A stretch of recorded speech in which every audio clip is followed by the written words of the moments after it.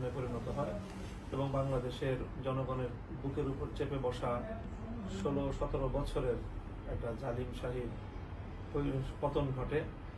মূলত এই আন্দোলনটা শুধু কোনো ছাত্র অঙ্গনের একটা আন্দোলন থাকেনি শেষে, বরং সকল শ্রেণী এবং পেশার মানুষের ব্যাপক অংশগ্রহণের মাধ্যমে এই আন্দোলন সফলতা লাভ করেছে এবং সারা দেশের অন্যান্য জনগোষ্ঠীর মতো আলহামদুলিল্লাহ এই ক্ষেত্রে বাংলাদেশের ইসলামিক অঙ্গন, মাদ্রাসার ছাত্র এবং আলেম সমাজেরও ব্যাপক অংশগ্রহণ ছিল এবং স্বাভাবিকভাবে বাংলাদেশের ইসলামিক অঙ্গনের প্রতিনিধিত্বকারী যে সংগঠন হেফাজতে ইসলাম বাংলাদেশ, তারও প্রত্যক্ষ ভূমিকাই ছিল এবং সর্বশেষ যে চূড়ান্ত কর্মসূচি যেটা ছিল যে ঢাকা অভিমুখী লং মার্চ সারা বাংলাদেশ থেকে, সেই লং মার্চ যখন ছাত্র নেতৃত্ব ঘোষণা করে, লং মার্চ ঘোষিত হওয়ার সাথে সাথেই হেফাজতে ইসলামের আমির সেই লং মার্চকে স্বাগত জানিয়েছে এবং দেশের জনগণকে ঢাকার অভিমুখে মার্চ করার জন্য তিনি আহ্বান জানিয়েছেন।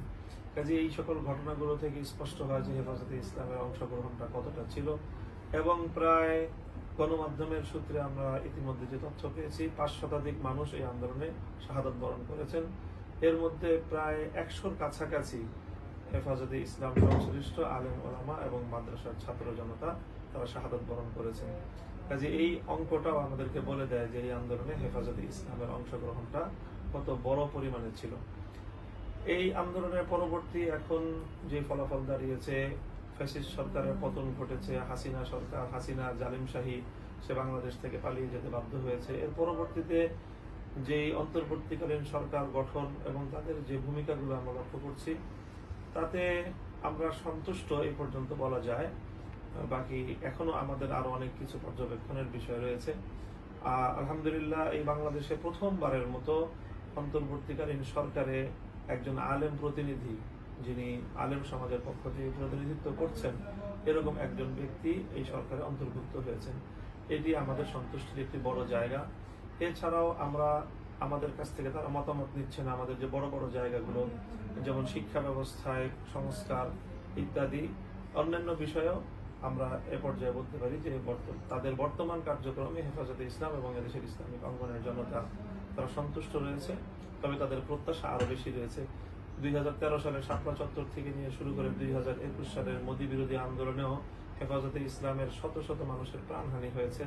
সেই প্রাণহানির যে বিচার, সেই বিচারটা যেন অন্যান্য হত্যাকাণ্ডের পাশাপাশি হয়। পিলখানায় সামরিক হত্যাকাণ্ড হয়েছিল, তারপরে চলমান সর্বশেষ আন্দোলনে এত বিপুল পরিমাণ মানুষের যে প্রাণহানি হয়েছে, এই সব প্রাণহানির ন্যায় বিচার আমরা চাই। সেটা সেই ন্যায় বিচার বাংলাদেশে হবে, সেই আশাবাদ এখনো আমরা ব্যক্ত করছি।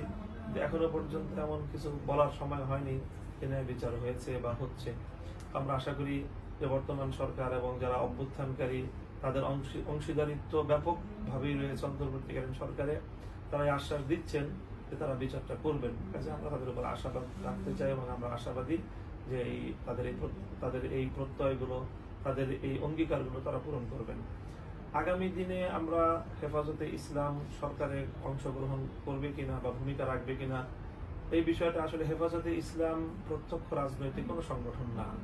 হেফাজতে ইসলাম একটি অরাজনৈতিক সংগঠন। তবে হেফাজতের মধ্যে যারা আমরা কাজ করি তারা প্রায় প্রত্যেকেই কোনো না কোনো রাজনৈতিক সংগঠনের সাথে সম্পৃক্ত।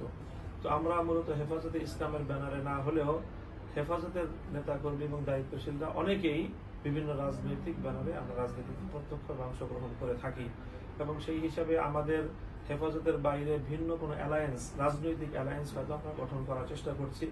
যদি সেইভাবে গঠিত হয় তাহলে আমরা আশা করি যে আগামী নির্বাচন এবং নির্বাচন পরবর্তী যে সরকার আসবে সেই সরকারে আমাদেরও একটা পার্টিসিপেশন বা আমাদের গুরুত্বপূর্ণ একটা অংশগ্রহণ থাকবে।